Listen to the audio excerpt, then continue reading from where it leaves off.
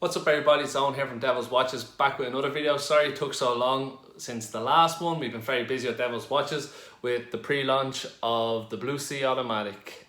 Go check it out, I'll put the link in the bio. It's a beautiful watch, we have great support so far, so if you want to help the cause, please go and check it out. Today we're going to talk about one of my favourite brands, and I'm going to try and do a small series on kind of independent watchmaking just to get away from all the other videos on YouTube with your Rolexes, Omegas, everything else. So today we're going to talk about Konstantin Chaykin. Hope that sounds well. My Russian isn't the best, but you'll know him from watches such as the Joker and some of the amazing clocks that he also makes. So before we get into the video, please do one thing for me. Well, please do 3 or 4 things for me. Subscribe, like, go check us out on Instagram, and also click the link to view the website. Even if you don't buy anything on the website, just please go check it out and click the button below. Okay, let's get into the video. So quickly, who is Konstantin Chaykin? He's a Russian. He was born in St. Petersburg. He studied radio communications in university, graduated in 1994. So as you can tell from his major in college, watchmaking wasn't what he wanted to do. It was something that he kind of fell into, and aren't we very lucky that he did. So in the early 2000s, he had a shop that kind of bought and sell watches, not high-end watches, just your normal watches. He did a few repairs in the shop, and it was only when he started doing the repairs himself that he kind of, like anyone, if you open up a case back of a vintage watch, and you see the movement, you see the work, and you kind of get, I think every human, no matter if you're into watches or not into watches, you can appreciate that and what's done there, and before you know, you're kind of caught.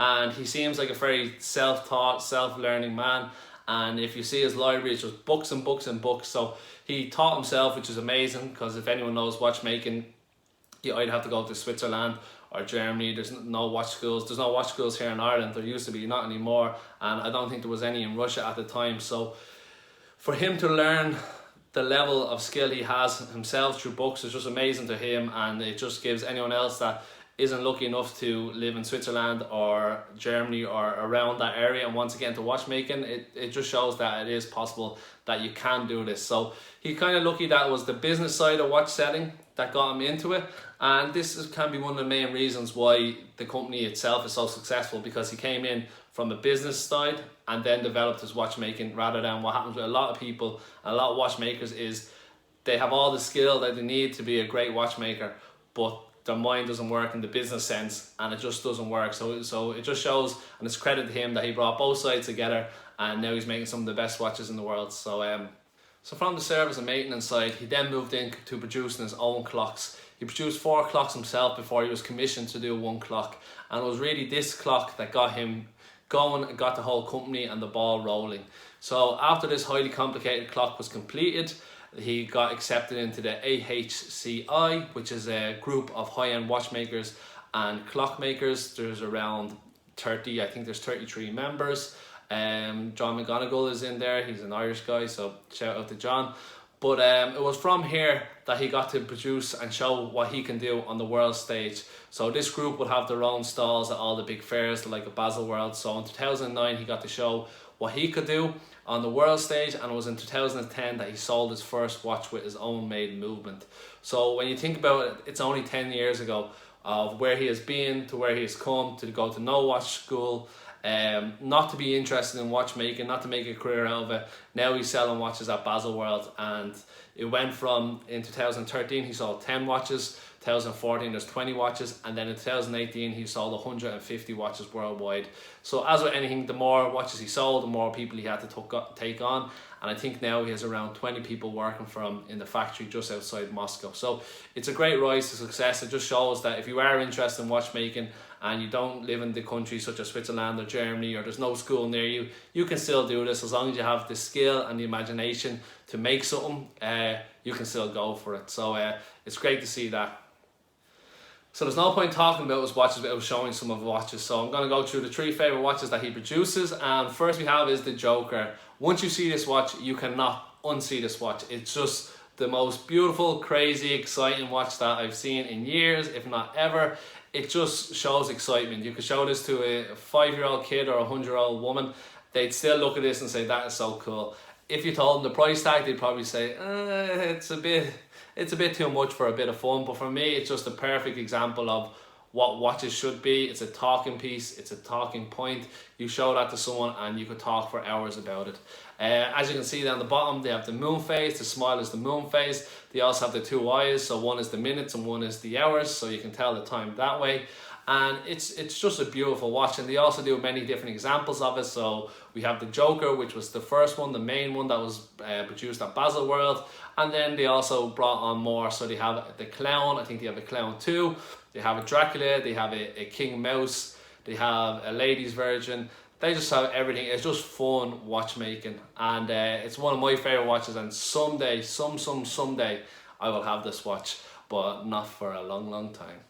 Okay, next we have the Wartime, and this watch, the minute I saw it, it really just stuck with me because it makes you rethink how you tell the time. So with your normal watch, it goes around one full circle. The hour hand goes is your 12 hours for your AM, and then it goes around again 12 hours for your PM. With this watch, it's different. It goes in 6 hours. So you have your morning, 6 hours, one loop, your day, 6 hours, one loop, your evening, 6 hours loop, and then obviously your night, 6 hours loop. So when you see it first, you can think, oh, that doesn't work. But when you look at the watch and you decide, it probably is a better way to break up your day and your time. At least you can be more focused on, okay, for this time I have to do this, or during the day this is my working time, and then the evening is my relaxing time. And for me, when I saw this, I thought, why has no one else thought of this? And obviously you can see on the dial, it tells you either morning, day, evening, night, and it's just something different, and it's just something that no one thought about. But when you say it, it kind of, to me, it makes sense. And that's with any invention. If someone says it to you and you just go, why did I not think of that? That's when you know you got something good. So that's the second watch. And it's also a beautiful watch to look like. It's more what you think of when you think of a high-end watch. But it's beautiful and something different. What he's great at doing, just making you kind of think outside the box. And then the third and final watch we have is the Cinema. And as the name says, you can probably guess there's some kind of relation there. And it is. As you can see, the name at the bottom, just under the 6 o'clock, is Muybridge. He was the first one to kind of produce what we call an animated film or animated picture, which is just a number of pictures that move to make it look like the actual, in this example, the horse is moving. So there's two mainspring barrels on this watch. One is for the actual movement, and then one is for the animation itself. So you can see the two crowns on each side.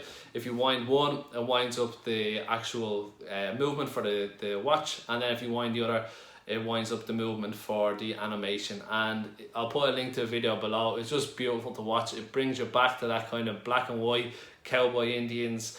It's just amazing. And obviously they give credit to Muybridge with the name on the case. So it's just a beautiful watch, and it's just something different. It's just a talking piece. I think all his watches have one thing about them that you can talk about. Like a lot of great watches, if you go to a party or you go to your friends who are into watches, there's not that one thing you can talk about. Yes, there's a lot of things you can talk about, a lot of smaller things you can talk about, but each one of his watches has one main thing that you can just say, look at this, that a lot of other watches don't have or won't have. So in my opinion, he's one of the best watchmakers out there, mainly because of his imagination. I think he has over 70 patents for watch complications and watch movements, and he's an inventor, and he has a great sense of humor. I feel with all his watches, there's just something extra and something that excites him.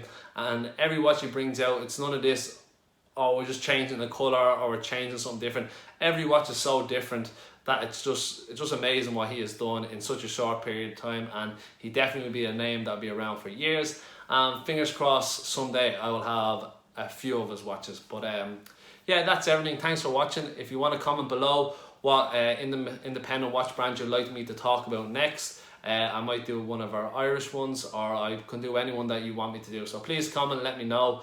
I'll do the research and then I'll bring the video to you, so you don't have to. But before I go, please subscribe, hit the like button, and put your comments down what you think. If I said anything wrong, if my Russian doesn't sound the best or anything like that, just let us know. So thank you and enjoy your week.